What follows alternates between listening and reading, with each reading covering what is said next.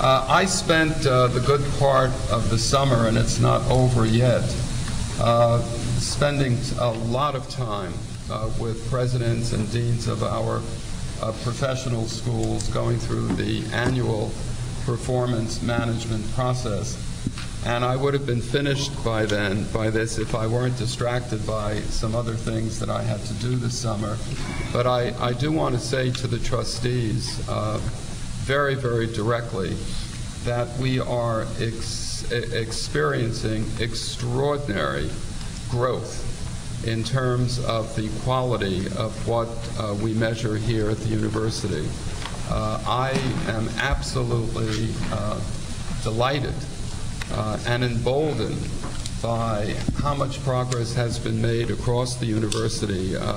Board of Trustees ought to know that we have an extraordinary group of women and men who are the leaders in the trenches, out on the campuses, really working with faculty and others to advance the goals of this great university. And it was really a privilege to listen to all of you, your dreams, your aspirations, and your accomplishments. It was a wonderful, arduous experience, but nonetheless uplifting as well. Our enrollment continues to grow at this university. Our flash enrollment figures indicate that we have this fall approximately 263,000 students in degree programs here at the university. This represents about a 1.4% increase over the same time last year, and an equivalent number of students studying in our continuing and professional development programs. So the university continues to grow, not only in reputation, but in terms of people who want to devote their time at a university to studying at CUNY. I'm also delighted to see the continuing march on, upward march of SAT scores. This year there's been a 33-point increase at our top-tier institutions. Many of them are now hovering around the 1,200 mark. There is no time in our history, Mr. Chairman, where we've seen SATs move in this direction, and it's infiltrating throughout the university overall. And I think all of us should take great pride that this university not only maintains its rich diversity, but it also is attracting people that were saying no to this university just a few years ago. On a more heavy note, I want to remind the board that starting in mid-2007, I started to talk to the presidents about what we started to see as a looming downturn in the economy. Having studied a lot of the financial data from all sorts of places, shared this with the presidents. Never in my wildest imagination would I have envisaged that the fiscal climate in these United States would have been as dire and as deep and as long-lasting, and we're not out of it at all. The university is going to be facing some challenging times, and I'll talk about that in just a minute. But we will, a little later on in the meeting, Mr. Chairman, hear from Matthew Sapienza, who I've asked to give a brief PowerPoint presentation of the status of our financial health, followed by a brief report from Iris Wanshall, who I've asked to do something similar on the capital program of the university. Many of you may remember that 2 years ago I established 3 working groups coordinated by Executive Vice Chancellor Alan Dobrin to provide long-term options to help us to get through a difficult fiscal period. And again, I wrote to all of the trustees, any of you that want to participate in these deliberations. I've reached out to the Faculty Senate as well, although they are involved, but we'd like to get as many people involved in these discussions as well. Just to briefly summarize what those three committees are, the Interim Senior Vice Chancellor Mark Shaw and Associate Vice Chancellor Matthew Sapienza will oversee a budget working group that is examining the areas of university expenditures, focusing primarily on discretionary spending and looking to protect our core services of instruction, research, and student support. And they have made extraordinary progress, but we continue to drill even further down into the bedrock of which this university sits upon. Vice Chancellor Weinschall is chairing an asset management working group that is looking at models to monetize the university's physical assets, including the sale of underutilized assets and private-public initiatives, which has been a hallmark of some of our capital program. And lastly, our Senior Vice Chancellor, Rick Schaefer, and who is leading the regulatory reform group to examine the Board of Trustees bylaws, our civil service rules, and collective bargaining agreements, whether they are supportive on the activities and how they will interact with the other two groups, and see how those agreements can support what will come out of those two groups. The main event this past summer, as it related to higher education, was the very intense public debate regarding the Public Higher Education Empowerment and Innovation Act. This is something that was built on the foundation of the CUNY Compact, which then became the New York State Compact for Higher Education. We did not really take as much of a leadership role in this particular program, although on balance we were very supportive of many of the components of the program. I was somewhat concerned that the program in part transferred too much of the risk from the state of New York onto the shoulders of students. And I thought that that was not the most optimal way that we should proceed with coming up with a new financial plan for the university, for both CUNY and SUNY. It also did not protect our mandatory course, nor did it index the tuition assistance program to increases in tuition. At the end of the day, it was conceivable that the very good intentions behind this program, while there were potentially steep tuition increases, I think many of our students could have been compromised with their inability to really pay the bills unless the TAP assistance program was indexed.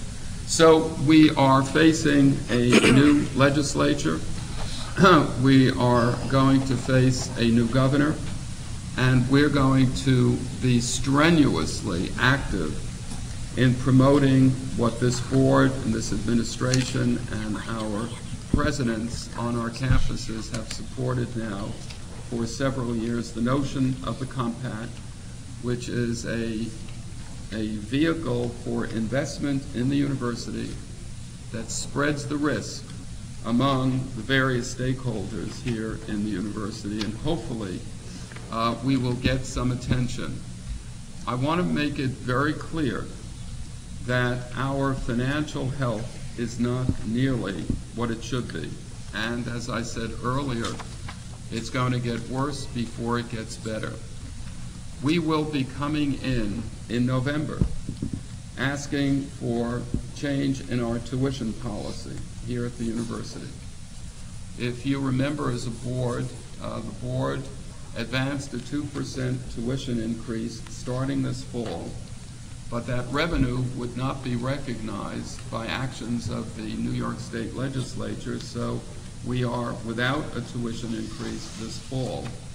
But we cannot allow the dilution of academic quality to happen unless we get some investment, and we are now working quietly to devise an appropriate strategy in consultation with SUNY, in consultation with members of the state legislature, and will unravel this in a way that I think will be not only protective of the university going forward, but be sensitive to the students here at this university that would be most affected by an increase like that. I announced at the Council of Presidents meeting, our last Council of Presidents meeting, that I will be visiting each of the college campuses again in a formal way starting in January. And I want to get out there and meet with the faculty and the students and the support systems that you have, people at the campuses, to try to explain directly from me and obviously with the President alongside at these meetings, to talk about the fiscal health of the university, the challenges that we have ahead, and answer any questions about new initiatives at the university and how we can start working in a very collaborative way as we look to ensure that the university's position is as secure as we can within a very difficult financial environment. But there's a lot of work that still needs to be done. You know, universities are organic entities. They shed things and they acquire things.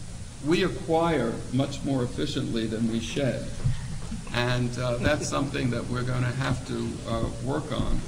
But one thing that I anticipate we shedding is the CUNY proficiency exam, known affectionately as the CPE exam. This is a CUNY-wide exam used to certify each student as ready for upper-level undergraduate work. I recommended the CPE early in my tenure as Chancellor to the board, and the CPE has worked quite effectively for us.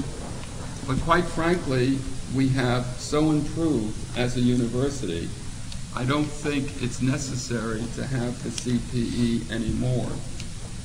But we are having committees that are being led by Lexa Loeb. These committees are largely faculty, and I would imagine that sometime very soon we will be coming into the board and recommending that we put to sleep the CUNY proficiency exam, but there are things that we have to be very careful about before we actually do that. One of the reasons, let me tell you a couple of reasons why I think the CPE has outlived its usefulness. Number one, I like to look at data. I look at data very, very carefully, as I'm sure many of you do as well. The results of the CPE are highly correlated with grades. And if they're highly correlated with grades, that one could say that grades should be a surrogate for the CPE exam, and that is one driver. The second driver is that the CPE is not indexed. It's not benchmarked. It doesn't have the psychometric purity that an exam which would be normed to other peers would have. And I think that's something that should be of concern after so long a lifespan. And lastly, the CPE costs $5 million a year to run. We could use that $5 million in other ways. We are now a mature institution, given that we have worked so hard, all of us, to bring the academic integrity of the institution up to where it lives today, that we should be able to not be fearful of looking at a variety of tests that really show, number one, that they're psychologically, that they're psychometrically pure, that they rise to the standard of reliability, that they rise to the standard that they actually measure what we expect them to measure, that the test really shows the value added to an experience at a university. We ought to know what students know when they come in and what students learn when they leave. Moving into this environment will require very, very thorough work with our faculties across the university. And I've asked Lexologue to start that process as soon as is practical so that we can have that kind of discussion and see where it is that we need to go. A few other things. I am still, and I think everybody in this room, is still not happy with our articulation among our campuses in the university. I alone, since I have been chancellor, have brought to the board at least 2, possibly 3 actions, policy actions around articulation. It is still not working as effectively as I think it needs to work. And I believe we need to do much more work collectively to attack the problem very seriously and finally come to a convergent solution that all of us feel comfortable with and not have the situations that we have today. I am now looking at data. Mr. Chairman, you would, this would interest you as other members of the board. When we look at how many credits the average student takes upon getting a degree, it is really appalling. And the reason that the numbers are so high is very, very much directly related to how we deal with students transferring from within the CUNY system to someplace else in the CUNY system. It is unfair to the student, it's unjust, it slows their progress towards a degree when we should be graduating them in much shorter periods of time. So we have to look at that very carefully, and we're committed to do that. A couple of announcements. Today I was with Mayor Bloomberg at a very interesting summit on education that is taking place over the next couple of days that was broadcast all over the United States. And we have been working very closely with the Department of Education. And if you read Mayor Bloomberg's very fine speech, I thought, that he made today, there were 2 very significant announcements that were made. One announcement is very much directly related to what I asked John Mogilescu to do several years ago. I asked him to work with the DOE. This resulted from discussions that I've had with Chancellor Joel Klein about we ought to get the 2 systems to open up the hoods and let us each look into each other's hood, look at the data, and find out what works, what doesn't work. We're concerned about students coming to CUNY ready to learn, and if they're not ready to learn, it costs us an enormous amount of money to redo what should have been learned in high school. And the schools, obviously, are concerned about knowing that their students are getting the right kind of experience in K through 12, so that when they leave that environment, they're ready for the job that they may want to get, or they're ready for education beyond high school.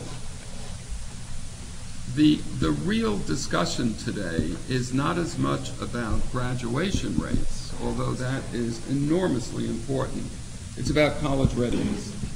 College readiness has captured the conversation across the United States, both in lower ed and in higher ed. In higher ed, because we are so deeply concerned about the limited resources that we have. And in lower ed, they are deeply concerned about learning how they can best prepare students to go on to higher ed. I am pleased to announce, which was usurped by Mayor Bloomberg's announcement today, that the Gates Foundation, after a very arduous competition, has selected 4 states. New York State is one. The award is coming to the City University of New York. It is a collaborative with the DOE. It's not a huge amount of money, but it's the opening salvo on a very important discussion. It's a $3 million contribution, and John, you're the one and the very able group of people that you work with throughout the university, and this was a wide collaborative of faculty across the university, are to be commended for that very good work. The degree to which the Gates Foundation continues to believe in the City University of New York, and this being the latest, this competition, I don't know how many states started in the competition. It was whittled down to semifinalists, and it finally got to the finals, and we won. So, John, thank you, and thank your staff.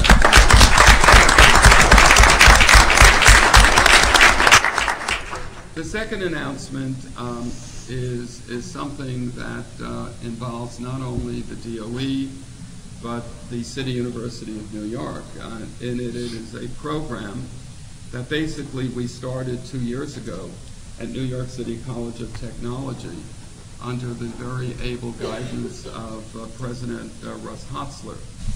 This is a 5-year program integrating the experiences in high school, and at the end of that experience, getting a 2-year degree at New York City College of Technology. In fact, the program is so successful, we just got a commendation from the Board of Regents saying how innovative this program is, and a $500,000 grant, which is always good. We like expanding our balance sheets here at the university, so that was a good thing as well.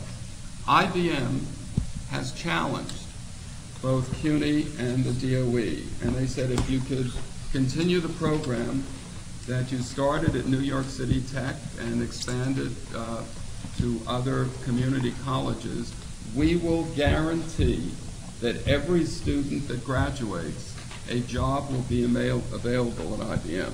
Wow. And this will be more in, not in computer science, but in computer engineering. People who appropriately at that level of education would get the experience between high school and a 2-year degree to go and work at IBM. So it's not a brand new program. We've done this before.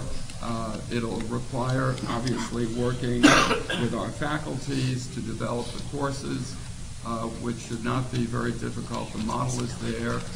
It's institutionalized at CUNY, and that's a very good thing. And I thank the Gates Foundation for that great show of support. I'd like to congratulate Dean Stephen Shepard for achieving the match for the $3 million grant from the Tao Foundation. This was matched by the Knight Foundation. We now have the Tao Knight Foundation Center for Entrepreneurial Journalism. It will start its initial capitalization at $10 million. Steve Shepard, congratulations. That's a very nice gift. I'd like to commend President William Pollard, who is in North Carolina this evening giving a lecture at Shore University on his recognition as a social work pioneer by the National Association of Social Workers. I'd like to congratulate Sherry Cleary, Executive Director of the CUNY Informal Family Child Care Training Project, on her appointment by Governor David Patterson as the co-chair of his Early Childhood Advisory Council. And get this, for the first time in this university's history, we have 31 junior faculty from various campuses who have satisfied the very onerous criteria to be eligible for consideration for an NSF Early Career Award. We have never seen this level I imagine we're going to be very successful in that as well. And lastly, what better way to talk about the integrated university than to talk about tornadoes? We had a very nasty tornado that hit Park Slope, and it hit Queens College, and it hit the CUNY Law School. And within minutes, Alan Dobrin, who is our Chief Operating Officer, who wears many hats, as all of you know, went into action with a group, and we swooped in. We didn't move trees, but we created a sense of calmness with the president and the dean of our law school to create the necessary flow of dollars and support. That is, in part, the power of a system, and I want to thank you, Alan, for jumping in so cautiously but thoroughly. And if I don't mention this, I'm going to get a jab by Lexologue. I encourage members of the CUNY community to please review and submit comments within the next 3 days on the proposals of the Tobacco Policy Advisory Committee. And you could do that at www.cuny.edu/healthycuny. Mr. Chairman, that completes my report.